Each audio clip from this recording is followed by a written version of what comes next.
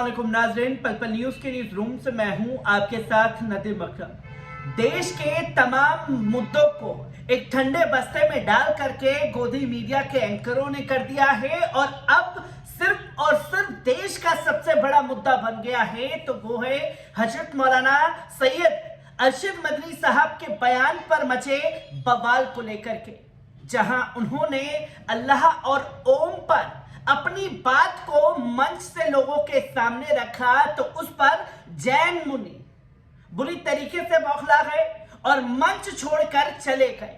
जिसके बाद गोदी मीडिया को 3 दिन तक अधिवेशन में क्या चलता रहा वो कुछ नजर नहीं आया। जिस तरीके से मुसलमानों के खिलाफ नफरत फैलाई जा रही है, उनके खिलाफ जब बिगुल फूंकने का ऐलान मंचों से किया जा रहा था वो नजर नहीं आया।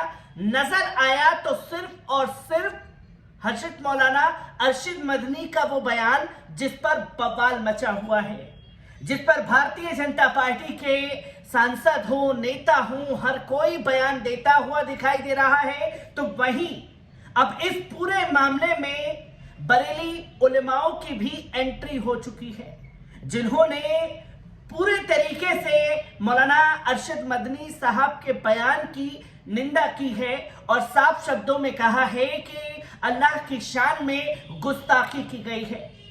किस तरीके से पूरे विवाद को जन्म देने की कोशिश की जा रही है और क्या कुछ बरेली के उलेमाओं ने कहा है, एक बार आपको बता दें कि देवबंद के मौलाना सैयद अरशद मदनी साहब ने रविवार को दिल्ली के रामलीला मैदान में आयोजित जमीयत अधिवेशन में अल्लाह और ओम को लेकर बयान दिया था, जिस पर बरेलवी मसल के उलेमा ने बयान का विरोध किया है। उन्होंने बयान को गलत बताया है, इसके साथ ही अल्लाह की शान में गुस्ताखी भी बताई है। देवबंद के फतवा डिपार्टमेंट को मौलाना सैयद अरशद मदनी के खिलाफ फतवा जारी करने की भी सलाह दी है। आपको बता दें कि देवबंद के मौलाना के बयान के बाद सोमवार को आला हजरत के मदरसा मंजर इस्लाम के मुफ्ती सलीम नूरी और ऑल इंडिया मुस्लिम जमात के राष्ट्रीय अध्यक्ष मौलाना शहाबुद्दीन रजवी की सख्त प्रतिक्रिया सामने आई। दरगाह के मदरसा जमिया रजविया मंजर इस्लाम के शिक्षक मुफ्ती मोहम्मद सलीम बरेलवी ने कहा, मिस्टर मदनी साहब का बयान मजहब इस्लाम के मूल सिद्धांत अकीदा तौहीद के विपरीत है। इसके साथ ही अल्लाह की शान में सख्त गुस्ताखी बताया है।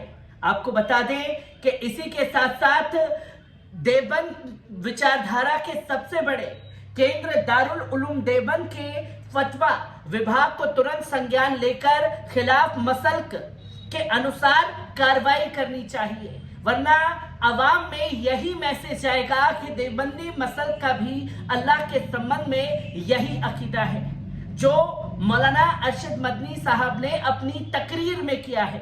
अल्लाह और ओम को एक कहना मजहब इस्लाम के खिलाफ है। इस्लामी शरीयत के मुताबिक अल्लाह ताला को हम केवल उन्हीं नामों से पुकार सकते हैं जिसका विवरण कुरान और हदीस में है, या जिन नामों को मजहब इस्लाम के इमामों, बुजुर्गों और सहाबा आदि ने उल्लेख किया है। अल्लाह के लिए ओम शब्द का प्रयोग ना तो कुरान में हुआ और ना ही हदीस में है।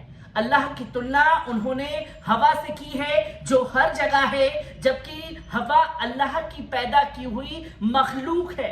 उन्होंने हजरत आदम को मनु कहा, जबकि हजरत आदम मजहब इस्लाम के अनुसार पहले इंसान और पहले नबी हैं।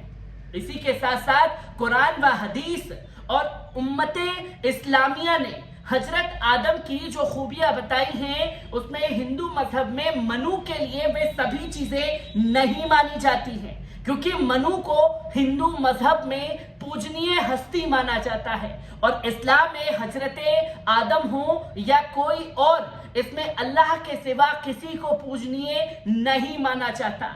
एक अल्लाह के सिवा किसी के और पूजने की इस्लाम इजाजत नहीं देता, जिस पर मीडिया प्रभारी नासिर कुरैशी ने बताया कि मौलाना सैयद अरशद मदनी साहब का ये बयान आवाम को गुमराह करने वाला भी है। इसी के साथ साथ आपको बता दें कि जमात के राष्ट्रीय अध्यक्ष मौलाना शहाबुद्दीन रजवी ने कहा कि इस्लाम भारत का सबसे पुराना मजहब है। सूफियों के भाईचारे के पैगाम ने इस्लाम को फल फूलने का अवसर मिला। भारत में इस्लाम के प्रचार में सूफियों का ही असल योगदान है। अजमेर में ख्वाजा मोइनुद्दीन चिश्ती, दिल्ली में ख्वाजा निजामुद्दीन चिश्ती, बंगाल में सूफी हंग पड़वी, उत्तर प्रदेश के बहराइच के मसूद दागिज, लाहौर पाकिस्तान में दातागंज बख्श हजवेरी, चटगामा बांग्लादेश में मौलाना नक्शबंदी जैसे सूफियों ने धर्म का प्रचार व प्रसारण किया, जिसकी वजह से भारत में इस्लाम फैला है। इसी पर आपको बता दें कि मौलाना बरेलवी ने आगे कहा कि ओम और अल्लाह ये दो शब्द हैं जिसके माने भी अलग अलग हैं। ओम 3 अक्षरों से बना हुआ है।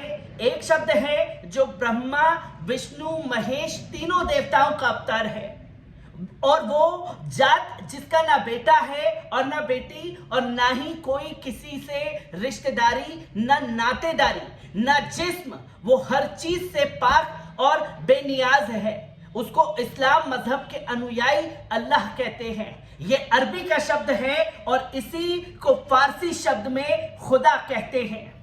ये दोनों शब्द अलग अलग मायने रखते हैं और इनके अनुयायी भी अलग अलग मजहब के लोग हैं। इन दोनों को साथ में जोड़कर देखना या समझना बहुत बड़ी गलती है, जिसको लेकर के बरेली उलेमाओं ने मौलाना सैयद अरशद मदनी के बयान की खुल करके निंदा की।